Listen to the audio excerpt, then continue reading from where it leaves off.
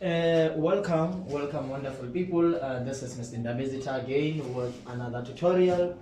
But this time we are going to look at complex numbers. And the question says that we should find the argument and the modulus of a complex number. Now, the argument being the angle that is produced between the real and the imaginary root as the terminal ray moves in a counterclockwise, and the modulus would be the length of the arrow, the hypotenuse, somebody can say, or the length of the terminal ray as we are moving in a counterclockwise direction, producing positive angles. Now, this is exactly what we will be looking at. Now, the problem here it is, we are given that W equals minus 9 plus 3i over 1 minus 2i. Now, the first thing that you need to look at here is to ask yourself, okay, how do I first simplify this? Because in order to find the modulus and the argument, you must have this in a way that you can extract and calculate the length of the terminal ray and the angle that it will produce as it moves in a counterclockwise direction. That is the first thing that should come into your mind. So you must get rid of the denominator. The very first thing, when you see a problem of this nature, where you need to find the argument and the modulus and you have a denominator, you must get rid of that. And how do you get rid of that? You multiply by the conjugate of the denominator, or you rationalize the denominator. So I'm not calculating the argument or the modulus here. I'm simplifying the problem first. So I will say that W equals minus 9 plus 3i 1 minus 2i. So I'm going to multiply both numerator and the denominator by the conjugate of this, or I will rationalize the denominator.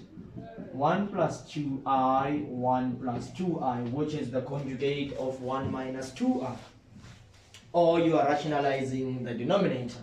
And then once you have done that, remember, this will multiply by that, and this will multiply by this. So I'm going to simplify this for you.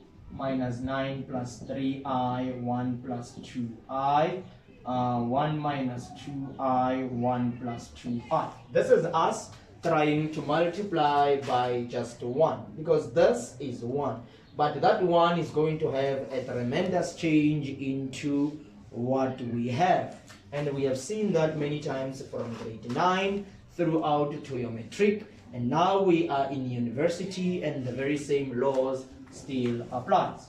So I'm going to multiply minus 9 minus 18i plus 3i plus 6i squared. I will have 1 plus 2i minus 2i minus 4i squared. If you simplify both the numerator and the denominator using the distributive law of multiplication, this is exactly what you will have. Now, you remember, I will assume that you have the basics of the complex number. We start by saying the square root of negative 1 equals I. I'm going to make a tutorial where I give you the basics exactly what are the possible solutions of the square root of negative 1. Because we know that if we try to solve this, this will give you maths error, but there are 4 possibilities of which we can write this so that we can come to certain conclusions. But I will deal with those basics when time allows us to do so. Now here I'm just going to try to show you that we're getting rid of the square root, and negative I will be I squared. So where I see I squared, I will be writing that just as a summary of this. So I will have my minus 9. What is minus 18i plus 3i? Those are like terms. You will get minus 15i plus 6. And where I see I squared, I'll be writing negative 1. This into this goes once. I'll have 1 minus 4 into negative 1. And now that we understand And this is the fact of the matter. I will say minus 9 minus 15i minus 6. I will have 1 plus 4. I hope we are still fine. Everything still works just well. And I'm just going to do this. Now I'm going to take this to the other side. What is minus 9 minus 5? That is minus 15. Minus 15 minus 15i divided by 5. And I know that the denominator of 5 can divide every numerator that I have. And how do I do that? I'll take minus 15, divide that by 5, minus 15i, and also divide by 5. This is minus 3 minus 3i. So this is the value of w. W is simplified to minus 3 minus 3i. And this is exactly what we have. And when we are here, I know this is the real root and this is the imaginary root. And I can find the modulus. This is what we call the modulus. And I know that the modulus will be equals to negative 3 squared plus into minus 3 squared. This is the real root x and this is the imaginary root y. And I can have 9 plus 9, which is root 18, which is 9 times 2, which is 3 root 2. So this will be the length of the terminal ray as we are moving in a counterclockwise direction. So we have the modulus, which is the value of our w. Right, as we continue with this, now that we have the length of the terminal ray as we move in a counterclockwise direction, that would be the value of our modulus. The modulus is that. Now we need to find the argument. The angle that we are producing as we are moving in a counterclockwise direction. So I know that in order to find the angle, remember, you would say, okay, let's say arc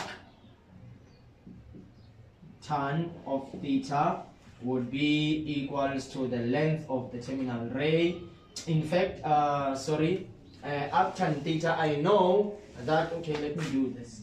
Let me say tan theta equals adjacent, opposite over adjacent. And I know this would be the real root and the imaginary root. My x, it's negative 3, and my y, the imaginary root, it's negative 3i. So here I am. As I move the terminal ray, I am producing that angle.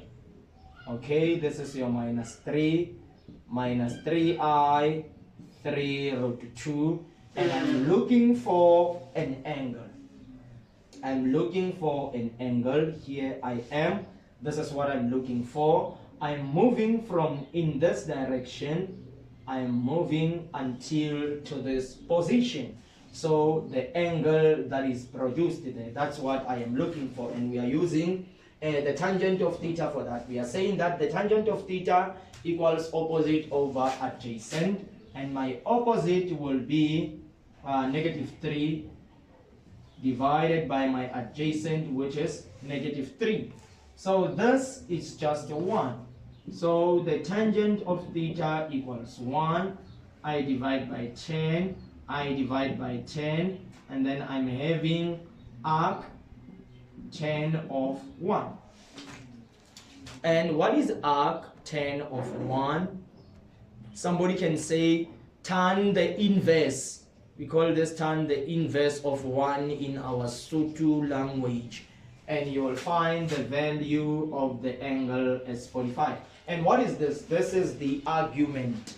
The angle that we produce as the terminal ray moves in a counterclockwise direction.